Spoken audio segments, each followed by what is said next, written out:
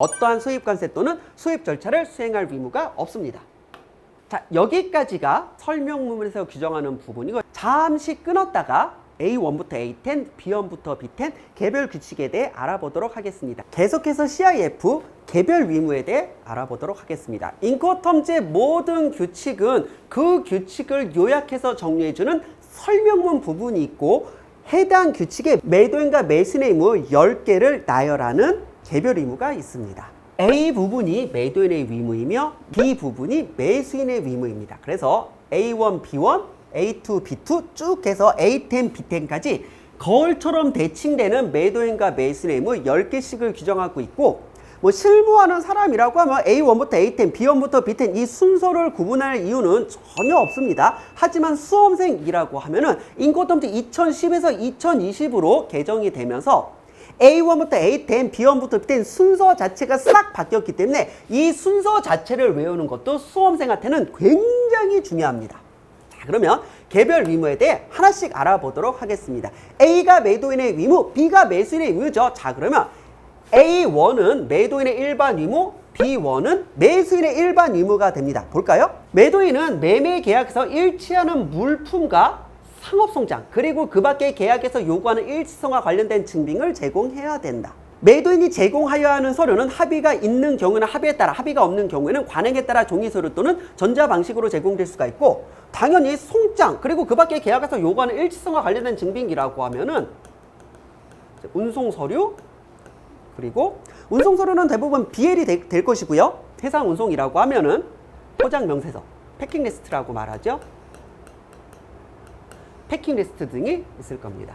자, 다음 B1 매수인의 의무. 매수인은 매매계약 규정에 따라 물품의 대금을 지급하여야 한다. 매수인이 제공하여야 하는 서류는 합의가 있는 경우는 합의에 따라, 합의가 없는 경우 관행에 따라 종이서류 또는 전자방식으로 제공될 수 있다. 크게 어려운 부분이 아니고, 자, A2, B2가 인도와 관련된 부분입니다. A2가 매도인의 인도 의무, B2가 매수인의 인도 수령 의무입니다. 매도인은 물품을 선박에 적재하거나 본선 적재죠, 또는 그렇게 인도된 물품을 조달함으로써 인도해야 된다. 이미 설명문에서 봤던 것과 동일한 내용입니다. 각각의 경우 매도는 합의된 길 또는 합의된 기간 내 당해 항구에서 관습적인 방법으로 인도하여야 된다. 인도의 수령, 매수인은 A2에 의해 물품이 인도된데 이를 수령하고 지정 목적항에서 운송인으로부터 물품을 수령하여야 한다. 즉 매도인이 정상적으로 인도를 했으면 매도인의 의무를 다한 것이기 때문에 인도된 물품을 수령하지 않는 것은 매수인의 계약 위반이 됨을 선언하고 있습니다. 어렵지 않네? 인도가 이루어진 시점의 위험 이전된다라고 했습니다. A3가 매도인의 위험 이전, B3가 매수인의 위험 이전입니다. 즉 A3에서 규정하는 부분까지 매도인의 위험을 부담하고 B3에서 규정하는 부분부터 매수인이 위험을 부담합니다. A3 위험 이전, 매도는 A2에 의해 인도되는 시점까지 물품의 멸실 또는 손상의 모든 위험을 부담하다. 다만 B3의 상황에서 발생하는 멸실 또는 손상은 예외한다라고 해서, 그러면 매수인이 위험을 부담하는 경우는 언제인가? 일단 매도인으로부터 인도가 되었으면 매수인이 위험을 부담하는데, 보세요. 매수인은 A2에 의해 인도된 시점부터 물품의 멸실 또는 손상의 모든 위험을 부담한다. 다만 매수인은 B10에 의한 통지를 하지 아니한 경우. 수험생이 힘든 게 그겁니다. 그럼 B10이 뭔데? 여기 있죠? A10과 B10이 통지 의무입니다. A10을 보시면 매도는 A2에 의해 물품이 인도되었음을 매수인에게 통지해야 된다. 본선 적재 잘 됐습니다 라고 통지를 해줘야 되는 것이고, 매도인은 매수인이 물품을 수령하기 위해 요구되는 모든 통지를 다 하여야 한다. B10 통지, 매수인은 자신이 물품의 발송 시기 및 또는 지정 목적항 내 물품 수령 지점을 결정할 수 있도록 합의된 경우는, 즉 매수인이 통지를 해줘야 매도인이 인도를 할 수 있는 경우입니다. 그럴 땐 매도인에게 충분한 통지를 하여야 하고, 하지만 그럼에도 불구하고 매수인이 통지를 하지 않았으면 매도인이 물품 인도를 못합니다. 매도인이 물품 인도를 못했지만 누구 책임입니까? 매수인의 책임이죠. 우리는 이것을 이론에서는 위험의 조기 이전이라고 말합니다. 인도가 이루어지지 않았어도 위험이 이전될 수 있는 상황을 규정하는 겁니다. 그래서 매수인이 B10에 의한 통지를 하지 아니한 경우 매수인은 합의된 선적일 또는 선적기간의 마지막 날로부터 물품의 멸실 또는 손상의 모든 위험을 부담한다. 다만 물품은 계약 물품으로 명확하게 특정되어 있어야 한다. 자, 운송 A4, 매도는 인도장소 또는 인도장소 내 합의된 지점으로부터, 사실 합의된 지점이 있으면 다행이고 합의된 지점이 없으면 최초의 운송인이 됩니다. 지정 목적항 또는 합의된 목적항 내 지정까지 물품 운송계약을 체결하거나 이를 조달하여야 한다. 운송계약은 매도인의 비용으로 통상적인 조건으로 체결돼야 되며 통상적이라는 건 운송 중 발생하는 어떠한 우발적인 비용까지 매도인이 부담할 필요는 없다라는 겁니다. 판매된 물품의 종류의 운송에 사용되는 통상적인 선박 및 통상적인 항로에 의해 운송되도록 체결돼야 된다. 매도는 목적지까지 운송하는 데 요구되는 운송과 관련된 보안 요건을 준수하여야 한다. 비포 운송. 매수인은 매도인에 대하여 운송계약을 체결할 의무가 없습니다. 매수인은 운송과 관련된 아무런 책임이 없고 운송계약을 체결하는 건 매도인의 의무입니다. 보험. 먼저 B5 매수인부터 볼게요. 운송 중 발생하는 멸실 또는 손상의 위험은 매수인이 부담하지만 보험은 매도인이 매수인을 위해 가입해줘야 됩니다. 매수인은 매도인에 대하여 보험계약 체결 의무가 없다. 그런 A5에 매수인이 요청한 추가 보험을 매도인이 조달하기 요청하는 정보를 매수인은 제공해야 된다. 보험과 관련해서 어떠한 추가적인 정보가 있다라고 하면은 매수인이 그 정도는 제공을 해야지 그 정도를 제공하는 것까지지 매수인이 직접 보험계약에 개입할 필요는 없습니다. 자, 그러면 보험. 이 부분은 수험생한테 굉장히 중요합니다. 특정 거래에서 별다른 합의 또는 관행이 없는 경우 매도인은 자신의 비용으로 로이즈 시장협회, 국제보험협회 뭐 이 부분은 사실 무시해서도 상관없습니다. 협회 적화 약관 ICC죠. ICC 또는 이와 유사한 담보 조건의 적화보험을 취득해야 된다. C와 E와 유사한 건 최소 담보고 뭐가 있습니까? FPA가 있겠죠. 이제 구 ICC에서 최소 담보는 FPA였으니까 보험은 평판이 좋은 보험회사 또는 보험 인수업자와 즉 인슈런스 컴퍼니 또는 언더라이터를 말하는 것이고 ICC가 만든 민간단체 규칙 인코텀지나 UCP에서는 보험에서 위험을 인수하는 주체를 보험회사 또는 보험 인수업자라고 표현을 하고 우리나라 상법이나 영국 해상보험법 즉 법에서는 이를 보험자라고 표현을 합니다. 그래서 보험자라고 하면 보험회사 또는 보험 인수업자를 말하는 개념입니다. 이러한 체결하여야 하며 매수인 또는 물품의 피보험 이익을 가지는 3자가 보험자에 대해 직접 청구할 수 있어야 한다. 당연히 보험증권의 선의의 소지인으로서 보험금을 직접 청구하면 되고요. 배설을 통해 피해를 양도할 때 보험증권도 배설을 통해 양도할 수 있습니다. 이 부분은 전혀 문제가 되지 않고요. 그럼 도대체 평판이 좋은 이게 뭔 소리인데 평판이 좋은지 안 좋은지 어떻게 하는데 우리나라는 상관이 없습니다. 우리나라는 금융형 보험업을 정부 차원에서 국가적으로 제한을 하기 때문에 우리나라에서는 보험업을 하기가 굉장히 힘이 듭니다. 하지만 우리나라에서 보험업을 하고 있다는 건 국가가 인정한 평판이 좋은 안정적인 회사라는 거고 이런 보험업이나 금융업을 자유롭게 풀어놓은 국가 입장에서는 굉장히 영세한 보험회사도 있고 아닌 사람도 있고 그러다 보니까 어디 가서 야매로 보험계약을 체결해 올 수도 있습니다. 그래서 우리나라랑 상관없이 보험업이 굉장히 이제 자유롭게 된 나라에 있어서는 아무나 야매로 영세한 데랑 하지 말고 적어도 평판이 좋은 데랑 하라라 그런 의미입니다. 물론 내용이 여기까지 있는 게 아니죠. 내용이 조금 더 있습니다. 뒤로 이어지는 개념입니다. A5 보험 매수인의 요청이 있는 경우 매도인은 자신이 요구하고 있는 정보를 매수인이 제공하는 것을 조건으로 하여 매수인의 비용으로 가능한 경우 협회 동맹파업약관 또는 협회 전쟁약관 IWC는 ISC죠. 그 밖에 유사한 약관에 위한 추가 보험을 제공하여야 한다. 한마디로 전쟁 위험이나 동맹파업 위험은 기본적으로 보험 약관 안에 포함되어 있기 때문에 이런 건 이제 특약이라고 하죠. 특별 약관이라고 합니다. 매수인의 입장에서는 그 특별 약관 IWC나 IS 좀 추가해 주십시오라고 하면 매도인은 자신이 보험계약을 체결할 때 매수인한테 그 정보를 달라고 하고 물론 비용도 추가 보험에 관련된 비용은 매수인으로부터 받습니다. 바로 이 문장에서 규정한 적하보험에 이미 해당 보험이 포함되어 있는 경우는 그러하지 아니하다. 이런 말이 나오는 이유는 뭐냐면 예를 들어 사실 뭐 실무적으로는 거의 그럴 일은 없겠지만 ICC 이미 보험회사가 무슨 이벤트인지 전쟁 위험과 동맹파업 위험을 그냥 포함시켜 준 겁니다. 즉 최소담보로 가입을 했는데 이 두 개의 위험이 포함되어 있을 때 매도인이 이렇게 되는 거죠. 야 여기 잘 봐라. 이 IWC나 ISC 전쟁 위험이나 동맹파업 위험은 매수인의 비용으로 매수인이 추가 비용을 납부한다라고 되어 있는데 내가 보험했는데 이거 두 개가 포함됐으니 이 비용은 매수인 네가 내야 되지 않겠냐라고 하면 여기 뭐라고 되어 있습니까? 바로 이 문장에서 규정한 이미 적하보험에 여기 있죠. 여기 적하보험에 이미 해당 보험이 포함되어 있는 경우에는 매도인이 비용 낸 채로 끝내라는 겁니다. 그래서 극히 예외적으로 매도인이 보험 가입할 때 이미 이러한 추가 보험이 다 포함되어 있다라고 하면 이것은 매도인의 비용으로 하라는, 원래 법은 규정은 이렇게 엄격하게 그 사례를 정확하게 나누어서 설명을 좀 해줘야 됩니다. 보험 금액은 최소 매매 계약에서 규정한 대금의 10%를 가산한 금액, 즉 110%이죠. 110%, 이 10%가 기대 이익 희망 이익입니다. 100만 원짜리 물품을 목적지에서 100만 원에 팔기 위해 수출하는 거 아닙니다. 적어도 목적지에 안전하게 도착을 했으면 최소 10%의 이익은 기대할 수 있었다라고 보기 때문에 그 물품 가격의 110%에 대해 보험 가입을 인정해 줍니다. 보험에 통화는 매매 계약의 통화와 동일하여야 된다. 매매 계약이 달러면 보험도 달러여야 되고, 매매 계약이 엔화면 보험도 엔화로 하라는 의미입니다. 보험은 A2에서 규정한 인도 지점에서 적어도 지정 목적항까지 가입돼야 된다.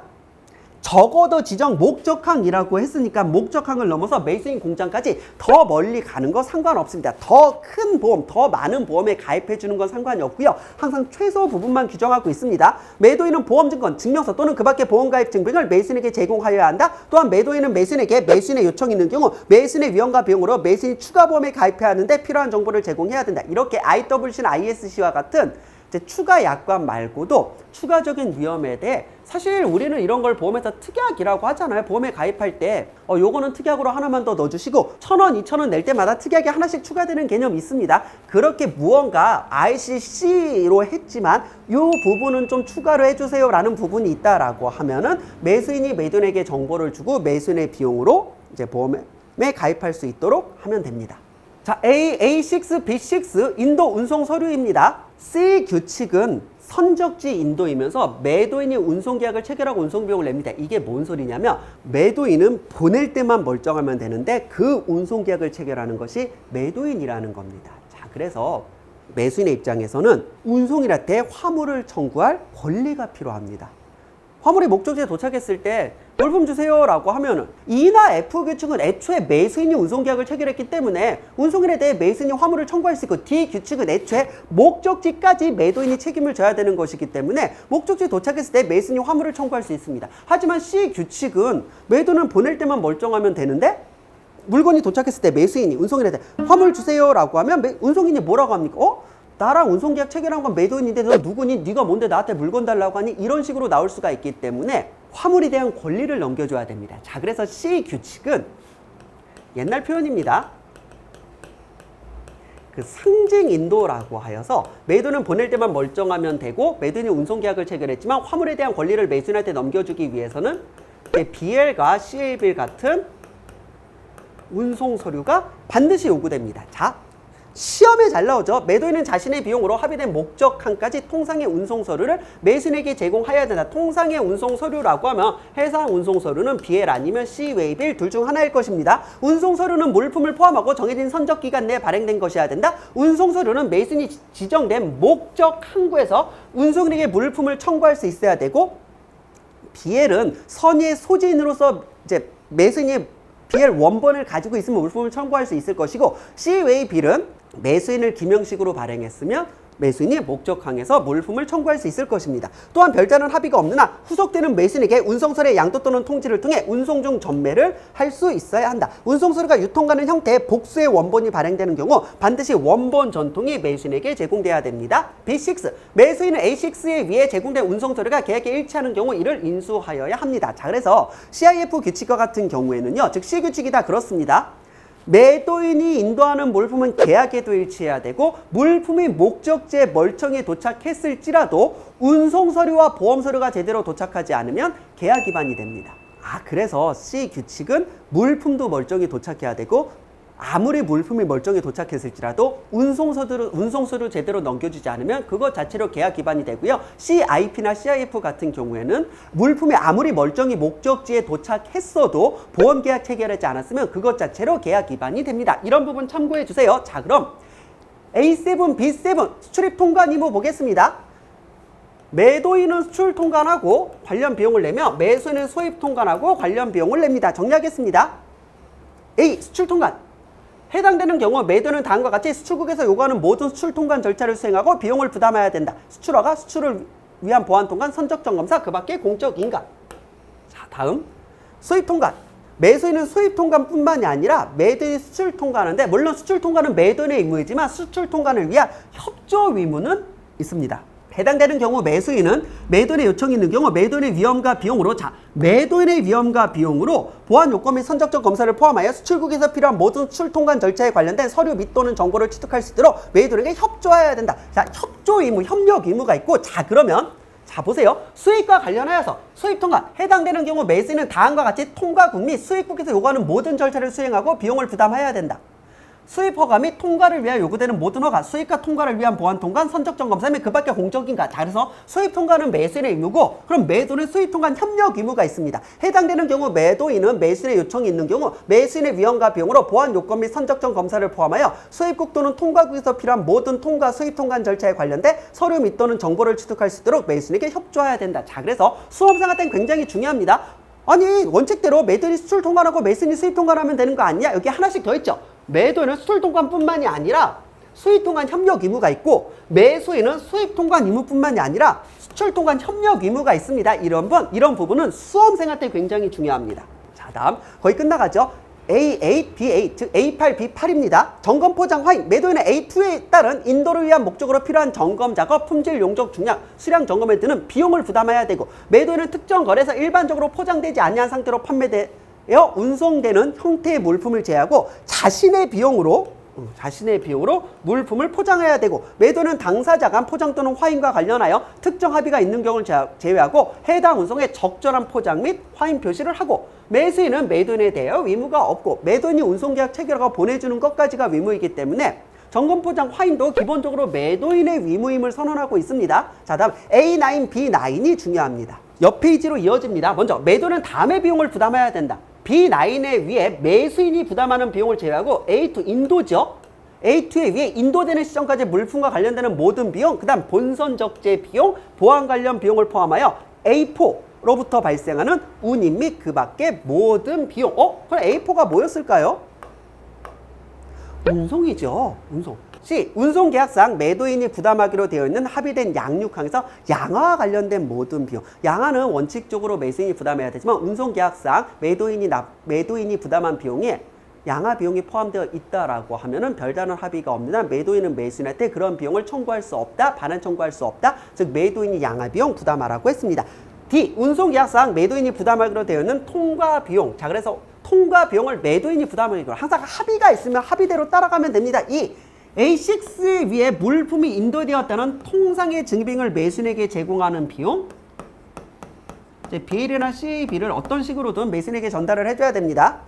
F, A5로 인해 발생하는 보험 비용. G, 해당되는 경우 H, A에 의한 수출 통관 관세, 조세 및 그 밖의 비용. 수출 통관 관세가 얼마나, 수출 통관에 있어 관세가 부담되는 나라가 있을까 싶다마는 어쨌든 발생하면 그 비용은, 수출 통관 비용은 매도인이 부담하는 거니까요. H, B7A에 의해 서류 및 정보를 취득할 수 있도록 매수인이 협조를 제공한 것과 관련된 비용. 매수인이 무언가 협조를 했다라고 하면 그 비용은 매도인이 부담하면 됩니다. 자, 그러면 매수인 부담 부분 볼게요. 매수인은 다음의 비용을 부담해야 된다. A9에 의해 매도인이 부담하는 비용을 제외하고 A2에 의해 인도가 이루어진 이후부터, 즉 인도가 이루어진 시점부터 물품과 관련된 모든 비용 매수인이 내고, B. 운송계약상 매도인이 부담하기로 되어 있는 경우를 제외한 통과 비용. 운송계약상 매도인이 부담하기로 되어 있는 경우를 제외하고 부선료와 부도 사용료를 포함한 모든 양화 비용. 한마디로 매도인이 부담해야 되면 매도인이 부담하고 매수인이 부담해야 되면 매수인이 부담하라는 의미를 이렇게 또 나눠서 하니까 더 헷갈립니다. A5 및 B5에서 매수인의 요청에 의해 추가 보험을 조달하기 위한 비용. 추가 보험 비용은 당연히 매수인이 부담해야 됩니다. 이 A5 및 A7, B에 의해 서류 및 정보를 취득하기 위해 매도인이 협력하는 데 관련된 모든 비용, 수수료. F, 해당되는 경우 B7B에 의해 통과 또는 수입 통관에 관한 관세, 조세 및 그 밖의 비용. G, 매수인이 B10에 의해 통지를 하지 아니한 경우 합의된 선적기일 또는 선적기간의 마지막 날로부터 발생하는 추가 비용. 다만 물품은 계약 물품으로 명확히 특정되어 있어야 한다. 자, 그리고 마지막 통지까지는 저희가 이미 봤습니다. 매도인은 A2에 의해 물품이 인도되었음을 매수인에게 통지해야 된다. 매도인은 매수인이 물품을 수령하기 위해 요구되는 모든 통지를 해야 된다. B10.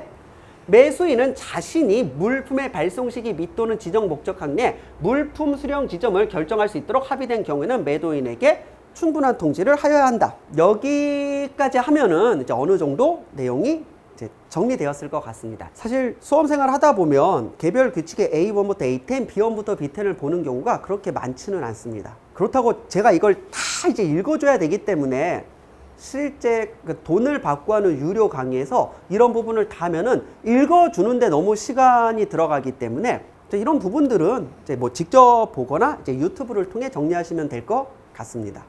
사실 이 영상 자체는 저희 유튜브 채널의 특성상 항상 그 현직자를 위해 이제 현직자들 사고 터졌거나 혹은 현직자들이 갑자기 이제 정형거래 조건을 변경해서 사용해야 될 때 이제 안내하기 위한 목적이 가장 크지만 수험생한테도 수험생에게도 분명 일정 부분 이제 도움이 될 거라 믿습니다. 여기까지 하고 저는 다음 시간에는 D 규칙 중 DAP부터 시작을 해보도록 하겠습니다. 다음에 더 좋은 영상으로 찾아뵐게요. 안녕!